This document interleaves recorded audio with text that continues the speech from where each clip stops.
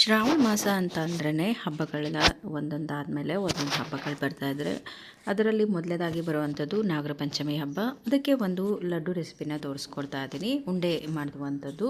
ನೀವು ಇದೇ ಮೆಥಡಲ್ಲಿ ಯಾವುದೇ ರೀತಿಯ ಉಂಡೆ ಬೇಕಾದರೂ ಮಾಡ್ಕೋಬೋದು. ನಾನು ಇಲ್ಲಿ ಶೇಂಗಾ ಮತ್ತು ಬಿಳಿ ಎಳ್ಳನ್ನು ಬಳಸ್ಕೊಂಡು ಉಂಡೆಗಳನ್ನ ಮಾಡಿಕೊಡ್ತಾ ಇದ್ದೀನಿ. ಇವಾಗ ಒಂದು ಬಾಣಲೆಗೆ ಬಿಸಿ ಆದ ನಂತರ ಶೇಂಗಾನ ಹಾಕ್ಕೊತಾ ಇದ್ದೀನಿ. ಶೇಂಗಾನ ಸಣ್ಣ ಉರಿಲಿ ಚೆನ್ನಾಗಿ ಫ್ರೈ ಮಾಡ್ಕೋಬೇಕಾಗತ್ತೆ. ಹೈ ಫ್ಲೇಮಲ್ಲಿ ಇಟ್ಕೊಂಡ್ರೆ ಅದು ಕಪ್ಪಗಾಗಿ ಟೇಸ್ಟ್ ಚೆನ್ನಾಗಿ ಬರಲ್ಲ. ಹಾಗೆ ಅದನ್ನು ಸೈಡಲ್ಲಿ ಇಟ್ಕೊಂಡು ಹುರಿದಿದ್ದಂಥ ಶೇಂಗಾನ ಸೈಡಲ್ಲಿ ಇಟ್ಕೊಂಡು ಹಾಗೆ ಈ ಕಡೆ ಎಳ್ಳನ್ನು ಅದೇ ಬಾಣಲೆಗೆ ಹಾಕ್ಕೊಂಡಿದ್ದೀನಿ. ಒಂದು 15ರಿಂದ 20 ನಿಮಿಷ ಬೇಕಾಗುತ್ತೆ ಶೇಂಗಾ ಎಲ್ಲ ಹುರಿದು ಸೈಡಲ್ಲಿ ಇಟ್ಕೊಳ್ಳೋದಕ್ಕೆ. ಹಾಗೆ ಎಳ್ಳು ಕೂಡ ಹಾಗೆ ಚಿಟ್ಪಟ ಅನ್ನೋವರೆಗೂ ಚೆನ್ನಾಗಿ ಹುರ್ಕೋಬೇಕು. ಎಳ್ಳೇನು ಅಷ್ಟು ಟೈಮ್ ತಗೊಳ್ಳಲ್ಲ ಬಿಡಿ. ಹಾಗೆ ಇವಾಗ ಇದನ್ನು ಸಪ್ರೇಟ್ ಮಾಡೋದು ಈ ಥರ ಸಿಪ್ಪೆನ ತಣ್ಣಗಾದ್ಮೇಲೆ ನೀಟಾಗಿ ಈ ರೀತಿ ಸಿಪ್ಪೆನ ಸಪ್ರೇಟ್ ಮಾಡ್ಕೋಬೇಕಾಗತ್ತೆ. ಈ ಥರ ನಾನು ಜಾಲರಿ ತೊಗೊಂಡಿದ್ದೀನಿ. ನಾವು ತುಂಬ ಹೀಗೆ ಗಾಳಿಗೆ ಹಾರಿಸ್ತಾ ಇದ್ದರೆ ಇಡೀ ಮನೆ ತುಂಬ ಆಗೋಗುತ್ತೆ. ಅಥವಾ ಸೈಡಲ್ಲಿ ಹೊರಗಡೆ ಮಾಡಿದ್ದೀವಿ ಅಂದರೆ ಮೇಲುಗಡೆಯಿಂದ ಮಾಡಿದ್ರೆ ಕೆಳಗಡೆ ಮನೆವರೆಗೂ ಹೋಗ್ಬಿಡುತ್ತೆ, ಆ ರೀತಿ ಆಗುತ್ತೆ. ಅದಕ್ಕೋಸ್ಕರ ನಾನು ಆ ರೀತಿ ಮೆಥಡಲ್ಲಿ ಕ್ಲೀನ್ ಮಾಡಿಕೊಂಡೆ. ಹಾಗೆ ಇವಾಗ ಅರ್ಧ ಶೇಂಗಾನ ತೊಗೊಂಡಿದ್ದೀನಿ. ಅರ್ಧ ಶೇಂಗಾ ಬೀಜನ ಕ್ಲೀನ್ ಮಾಡಿ ಇಟ್ಕೊಂಡಿರೋಂಥದ್ದು ಮಿಕ್ಸಿ ಜಾರ್ಗೆ ಹಾಕಿ ಒಂದೇ ಒಂದು ರೌಂಡ್ ಮಾಡಿಸ್ಕೊಂಡಿದ್ದೀನಿ. ಹಾಗೆ ಇನ್ನೊಂದು ಅರ್ಧನ ಹಾಗೆ ಇಟ್ಕೊಂಡಿದ್ದೀನಿ. ಪೂರ ಬೇಕಂದರೆ ಈ ಥರ ಪೌಡರ್ ಮಾಡ್ಕೋಬೋದು.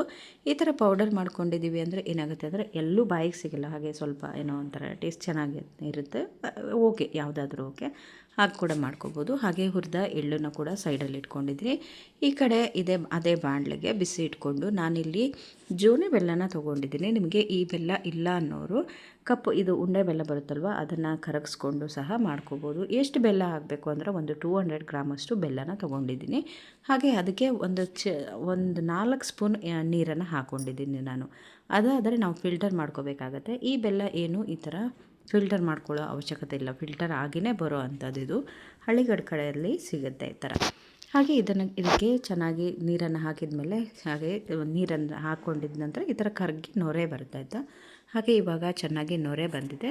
ಅದಕ್ಕೆ ನಾನಿವಾಗ ನೋಡ್ತಾ ಇದ್ದೀನಿ, ಸ್ವಲ್ಪ ನೊರೆ ಬಂದ ಮೇಲೆ ಉಗಿ ಬರ್ತಾ ಇದೆ, ಸ್ವಲ್ಪ ಬೆಲ್ಲದ ಘಮ ಬರ್ತಾ ಇದೆ ಅಂದವಾಗ ಗೊತ್ತಾಗುತ್ತೆ.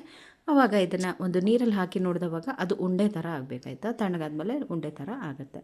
ಅದಕ್ಕೆ ಇವಾಗ ನಮ್ಮ ಹೀಗೆ ಕೈಯಾಗೆ ಎತ್ತಕ್ಕೆ ಬರಬೇಕು, ಬೆಲ್ಲನ ಉಂಡೆ ಥರ ಮಾಡಿ ನೀರಲ್ಲಿ ಎತ್ತೋದಕ್ಕೆ ಬರಬೇಕು. ಆ ವಿಡಿಯೋ ಸ್ಕಿಪ್ ಆಗಿಬಿಟ್ಟಿದೆ, ಅದಕ್ಕೋಸ್ಕರ ಗೊತ್ತಾಗ್ತಾ ಇಲ್ಲ ಇಲ್ಲಿ. ಹಾಗೆ ಇವಾಗ ಈ ಬೆಲ್ಲಕ್ಕೆ ನಾನು ಸಣ್ಣ ಉರಿಲಿ ಇಟ್ಕೊಂಡೇ ಹಾಕ್ಕೊಂಡಿದ್ದೀನಿ. ಸಣ್ಣ ಉರಿಲಿ ಇಟ್ಕೊಂಡು ಶೇಂಗಾ ಮತ್ತು ಎಳ್ಳನ್ನು ಹಾಕ್ಕೊಂಡು ಹಾಗೆ 1 ಸ್ಪೂನಷ್ಟು ತುಪ್ಪನ ಹಾಕ್ತಾಯಿದ್ದೀನಿ. ನಾವು ಕೈಗೆ ಏನಂದರೆ ಕಟ್ತೀವಲ್ವ ಉಂಡೆ, ಆವಾಗ ಚೆನ್ನಾಗಿ ಬರುತ್ತೆ ಅದಕ್ಕೋಸ್ಕರ. ಹಾಗೆ ಸಣ್ಣ ಉರಿಲಿ ಇಟ್ಕೊಂಡು ನೀಟಾಗಿ ಎಲ್ಲನೂ ಮಿಕ್ಸ್ ಮಾಡ್ಕೊಳ್ಳಿ. ನೀಟಾಗಿ ಎಲ್ಲನೂ ಸೇರಿಸಿದ್ದಾದ ನಂತರ ಮಿಕ್ಸ್ ಮಾಡ್ತಾಯಿದ್ದೀವಿ ಅಂದವಾಗ ಗೊತ್ತಾಗುತ್ತೆ. ಇವಾಗ ಆಗಿದೆ, 1-2 ನಿಮಿಷ ಆಗಿದ ನಂತರ ಇದನ್ನು ಸ್ಟವ್ ಮೇಲಿಂದ ಕೆಳಗಡೆ ಇಳಿಸ್ಕೊತಾ ಇದ್ದೀನಿ. ಸರಿ, ಹಾಗೆ ಕೆಳಗಡೆ ಇಳಿಸ್ಕೊಂಡು ಕೈಗೆ ಸ್ವಲ್ಪ ನೀರು ಅಥವಾ ತುಪ್ಪನ ಸವರ್ಕೊಂಡು ಈ ರೀತಿ ಉಂಡೆಗಳನ್ನ ಮಾಡಬೇಕಾಗತ್ತೆ. ಶೇಂಗಾ ಹಾಕಿರೋದ್ರಿಂದ ನಾವು ನೋಡಿ ಅಲ್ಲಲ್ಲಿ ಇರುತ್ತೆ ಅಲ್ವಾ, ಅದು ಹಾಗೆ ಇರುತ್ತೆ. ಹಾಗೆ ಎಳ್ಳು ಕೂಡ ಮಿಕ್ಸ್ ಆಗುತ್ತೆ. ಇದೆರಡು ಸೇರಿ ನಾವು ಉಂಡೆಗಳನ್ನ ಮಾಡ್ಕೋಬೋದಾಗುತ್ತೆ. ಹಾಗೆ ಇದನ್ನು ಈ ರೀತಿ ಮಾಡಿಕೊಂಡು ನೀವು ಸ್ಟೋರ್ ಮಾಡಿ ಇಟ್ಕೋಬೋದು. 15ರಿಂದ 20 ದಿನಗಟ್ಟಲೆ ಹಾಗೇ ಇರುತ್ತೆ. ಮಕ್ಕಳಿಗೆ ಸ್ನ್ಯಾಕ್ಸ್ ಕೂಡ ಹಾಕೋಬೋದು. ಹಾಗೆ ನೀವು ಹಬ್ಬಗಳಲ್ಲಿ ನಾಗರ ಪಂಚಮಿಗೆ ವಿಶೇಷವಾಗಿ ಪುಟಾಣಿದು ಮಾಡ್ಕೊತೀವಿ, ಅದ್ರ ಬದಲಾಗಿ ಇದನ್ನು ಕೂಡ ಮಾಡ್ಕೋಬೋದು. ಹಾಗೆ ಶೇಂಗಾ ಕೂಡ ಮಾಡ್ಕೋಬೋದು. ನೀವು ಪುಟಾಣಿ ಉಂಡೆ ಕೂಡ ಮಾಡ್ಕೋಬೋದು. ಪುಟಾಣಿ ಉಂಡೆನೂ ಸಹ ಮಾಡ್ತೀನಿ, ಹಾಗೆ ಇದನ್ನು ಕೂಡ ಮಾಡ್ತೀನಿ. ನೋಡಿ, ಇವತ್ತಿನ ಉಂಡೆ ರೆಸಿಪಿ ಹೇಗಿತ್ತು ಅನ್ನೋದನ್ನು ನಿಮ್ಮ ಕಾಮೆಂಟ್ ಮೂಲಕ ನಿಮ್ಮ ಅಭಿಪ್ರಾಯನ ತಿಳಿಸಿ.